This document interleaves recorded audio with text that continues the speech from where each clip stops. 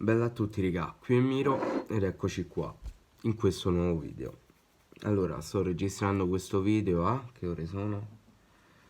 L'una meno un quarto di notte di martedì 6 ottobre, perché ho questa cosa che sto video lo devo fare assolutamente. Come tutti sapete, è finito il calciomercato e Nainggolan non è un giocatore del Cagliari. Si era parlato praticamente per 2 settimane intere di una trattativa praticamente fatta, però poi nell'ultima settimana c'è stato questo blocco che ha portato al non arrivo di Raja al Cagliari. Parlerò molto poco di questa cosa, ma mi concentrerò più su un altro fatto. Un fatto di cui ho parlato anche l'anno scorso, tra l'altro, e che non so se darà il titolo a questo video, però presumibilmente sì. Allora,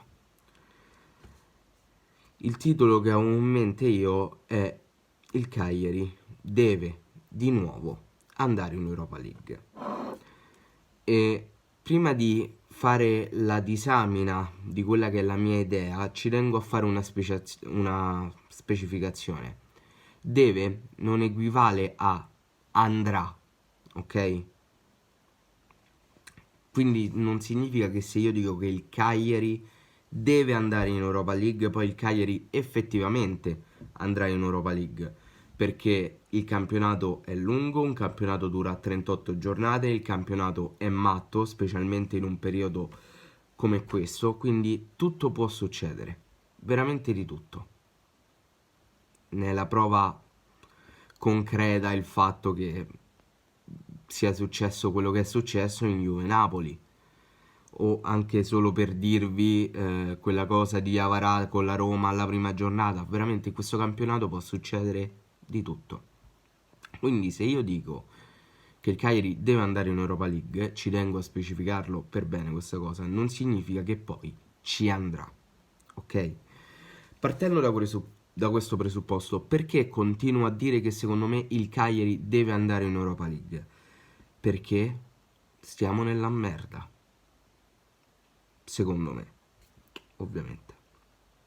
Allora, si sa, cioè penso sia assodato, comunque le cifre variano su questo pilastro principale qui, che il fatturato di Giulini, o meglio della Fluorsid, credo sia più o meno di €500.000, correggetemi se sbaglio, però più o meno questo dovrebbe essere l'utile netto annuale, correggetemi sempre se sbaglio, di quella che è la Florsid, che è il reale proprietario del Cagliari. Giulini è solo il presidente.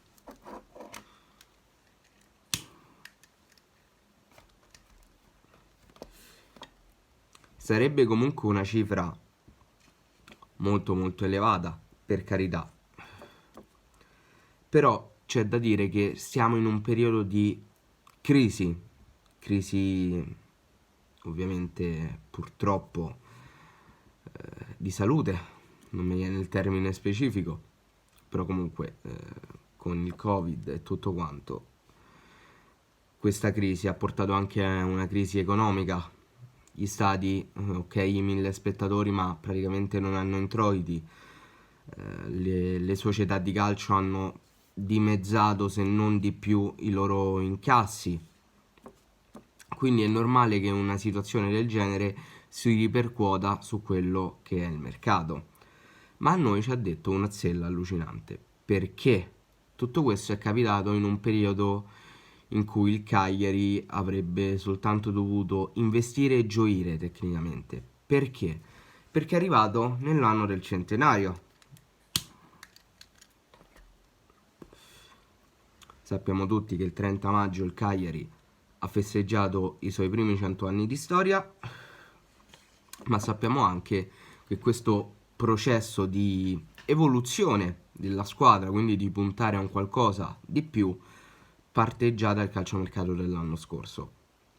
Parte con due investimenti importantissimi, ovvero gli acquisti di Simeone e di Rog. Due acquisti che però non sono stati fatti in quella sede di calciomercato, perché erano prestiti con obbligo di riscatto. Quindi cosa significa questo? Che i prezzi dei loro cartellini sono stati pagati praticamente al continuo dello scorso campionato, sono stati pagati a luglio se non erro, e stiamo parlando di una somma di 30 milioni di euro. 30 milioni di euro pagati in una situazione in cui il Cagliari non aveva praticamente nessun introito. E questo pesa moltissimo sulle casse del Cagliari. Va aggiunto che c'è anche il calciomercato attuale, quello che è stato fatto e che è finito praticamente qualche ora fa, dove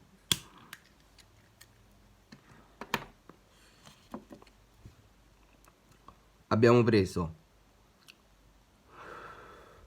in prestito con diritto, quindi non saremo costretti a versare questi soldi, ma c'è la possibilità. Abbiamo preso in prestito con diritto un AS a 16 milioni. Abbiamo preso in prestito con diritto di riscatto e contro riscatto a favore della Fiorentina Sottil per 10 milioni. Abbiamo preso in prestito con obbligo di riscatto, quindi questi saremo obbligati a versarli, Marin dall'Ajax, 10 milioni. E abbiamo preso ad 1 milione Lovumbo. Quindi in soldoni la spesa che c'è stata per questo calciomercato è di 11 milioni. Adesso non so bene quanto siano costati i gemelli, non so altre trattative, i costi. Comunque sicuramente almeno 11 milioni, o meglio 1 milione più 10 di Marin che verranno versati alla fine della stagione sono stati spesi, il che aumenta il tutto ad una spesa di una quarantina, cinquantina di milioni, cosa che il Cagliari in 2 anni non ha mai fatto. Il che cosa fa pensare? Fa pensare che il Cagliari voglia veramente, ma veramente puntare in alto, perché tra questi acquisti, non l'ho citato perché praticamente è stato un parametro zero, c'è Godin, e Godin ha un ingaggio elevatissimo, perché guadagna 3 milioni netti all'anno. 3 milioni che il Cagliari paga a tutti lui. E non è cosa da poco, non è per niente cosa da poco. Cosa c'è da aggiungere a questa situazione? C'è da aggiungere che il Cagliari, per quanto riguarda le cessioni, è da bocciare totalmente. Perché Farias, De Iola, Seter, Pellegrini, Mattiello e Nainggolan erano tutti prestiti, quindi il Cagliari non ha potuto monetizzare, ovviamente, perché non puoi monetizzare con i giocatori in prestito, e ci sta, me lo faccio accettare, cioè me lo faccio andare bene, più o meno. Abbiamo monetizzato soltanto con Romagna e credo un altro nome, me ne sono scordato di scrivere, che cazzo abbiamo venduto? E Ionita. Abbiamo monetizzato soltanto con Romagna e Ionita. Ah, tra l'altro Mattiello ci abbiamo pure speso tipo 600.000 euro di prestito oneroso dall'Atalanta. Però va bene. Abbiamo monetizzato su 1, 2, 3, 4, 5, 6, 7. Su 8 giocatori ne abbiamo monetizzati soltanto 2. Un quarto. Abbiamo monetizzato soltanto un quarto delle cessioni. E l'unico che è stato monetizzato nella maniera più adeguata è stato Romagna, perché Ionita sicuramente si poteva vendere a qualcosa di più. Quindi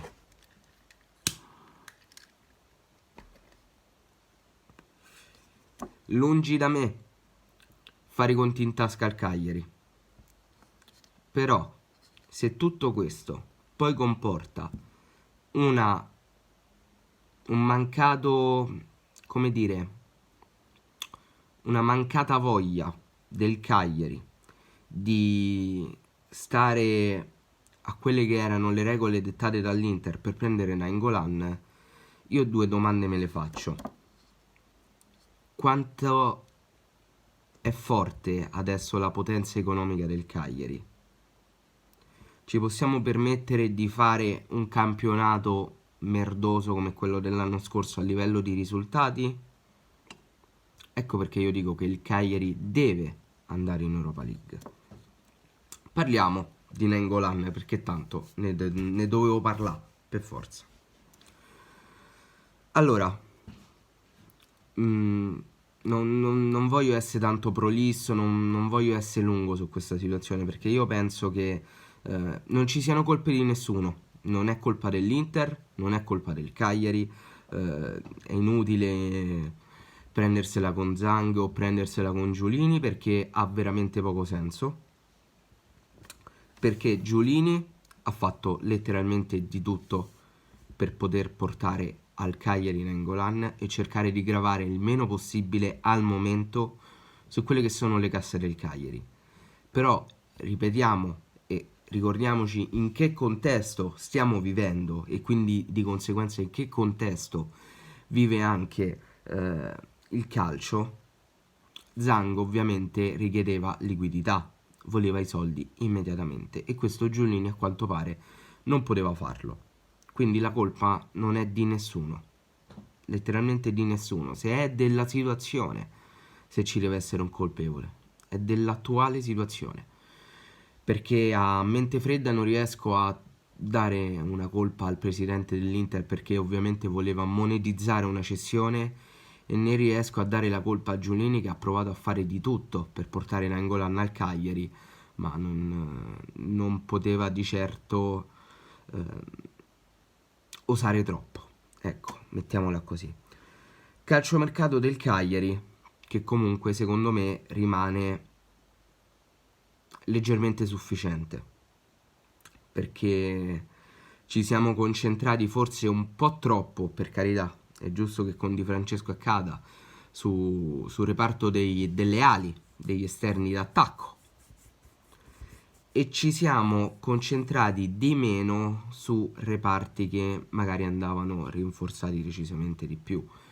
Per carità, a centrocampo è arrivato Marin, però magari un altro acquisto che potesse migliorare la rosa, sinceramente io l'avrei apprezzato, che potesse migliorare il centrocampo, però comunque non è quello il reparto nevralgico di cui soffre il Cagliari, è ovviamente la difesa, e a difesa in difesa sono arrivati Trivaldelli come vice Lico Giannis, diciamo, a sinistra, è arrivato Zappa a destra ed è arrivato Godin come difensore centrali. 3 acquisti. Io credo che qui manchi almeno un altro acquisto, almeno un altro difensore centrale. Ripeto, io continuavo a sperare nella coppia Godin-Fazio, continuavo a crederci e a sperarci, perché credo che il reparto da rifondare da zero fosse proprio il reparto non tanto della difesa ma dei difensori centrali, cosa che non è avvenuta perché chi ha fatto male, chi sta facendo male da anni ce lo stiamo tenendo e di conseguenza comprando soltanto un giocatore, per quanto il suo nome sia Godin, non significa automaticamente rinforzare del tutto quello che è una tua carenza, per come la vedo io. Sicuramente Godin farà il suo apporto, abbiamo già visto che comunque contro l'Atalanta ha fatto gol, però si poteva e si doveva, secondo me, fare di più. Io ho paura per quelle che sono le finanze del Cagliari, ripeto, io non voglio fare i conti in tasca, faccio soltanto delle deduzioni, ok? Poi magari chi ne sa più di me e chi magari sa anche quelli sono i conti del Cagliari mi potrà rispondere qua sotto nei commenti e si potrà creare un dibattito, però io ho un po' di timore, perché questa cosa di Nainggolan mi ha fatto pensare molto. Ovviamente dispiace tantissimo, Però, ripeto, fa pensare perché se Giulini non si è spinto oltre, evidentemente un motivo c'è. E a me questa cosa fa paura e mi ricollego a questo. Ecco il motivo per cui il Cagliari deve andare, se non in Europa League, almeno in una competizione europea. Ovviamente non dico Champions perché, parliamoci chiaro, il Cagliari in Champions no. No.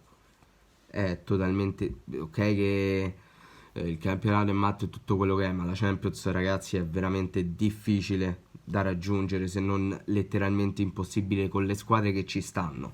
Quindi la Champions la tolgo a priori. L'Europa League è un pochino più fattibile, la Conference League ancora di più. Ovviamente i proventi eh, dall'Europa League alla Conference sono diversi, per carità. Però il Cagliari ha bisogno di questo, abbiamo decisamente bisogno di questo. Non esistono fattori stadio per come la vedo io, perché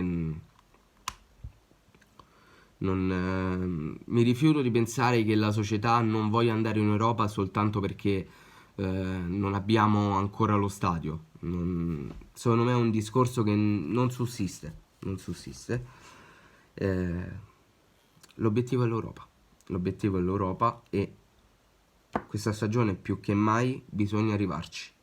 Non è detto che ci si arrivi, ma la logica, secondo me, presuppone che bisogna arrivare in Europa, perché le spese dell'anno scorso sono state ingenti. Apparentemente, per come sta andando anche la situazione dei contagi in Italia, non c'è modo di recuperare quelle spese, perché comunque parte dei diritti TV ancora non sono stati pagati, gli stadi probabilmente rimarranno a 1000 spettatori, se non addirittura caleranno e torneranno vuoti. Quindi il Cagliari deve puntare su finanze sicure, certe, che ti può offrire adesso come adesso soltanto un piazzamento nella zona europea. Niente ragazzi, il video finisce qui. Prima di concludere però ci tengo a fare anche un piccolo spam, che di solito a me non piace fare spam, però in questo caso mi sento di farlo perché condivido appieno il messaggio. Per chi non lo sapesse, io sono grafico della pagina Solo Cagliari sia su Facebook che su Instagram. Sono appunto il grafico e collaboro con questo ragazzo di cui ovviamente non farò il nome per motivi di privacy, che ha fatto un post, diciamo a mia insaputa, anche se è lui l'admin in realtà, in cui fa un qualcosa, in cui dice una cosa in cui mi trova veramente d'accordo, ma proprio nella maniera più totale, e che spero accada. Vi leggo il post. Ora che Nainggolan è saltato, Di Francesco e società la smetteranno di parlare di lui ad ogni conferenza stampa. Ci siamo scordati che è un tesserato di un'altra squadra, mancando di rispetto all'Inter, e questa è la cosa più grave. Siamo arrivati all'ultimo giorno di mercato con l'arroganza di riuscire a prenderlo, ed invece l'Inter non ha ceduto alle preghiere di Giulini. Abbiamo perso la dignità e questa è la cosa più grave. Ed anche questo è vero, perché quando arrivi ad abbassarti completamente i pantaloni e ad offrire anche i tuoi migliori prospetti per riuscire ad ottenere Nainggolan, magari diciamo un po' di dignità forse l'hai persa, però questi sono punti di vista. Il video finisce qui ragazzi, fatemi sapere voi qua sotto nei commenti cosa ne pensate e detto questo noi ci becchiamo in un prossimo video. Bella!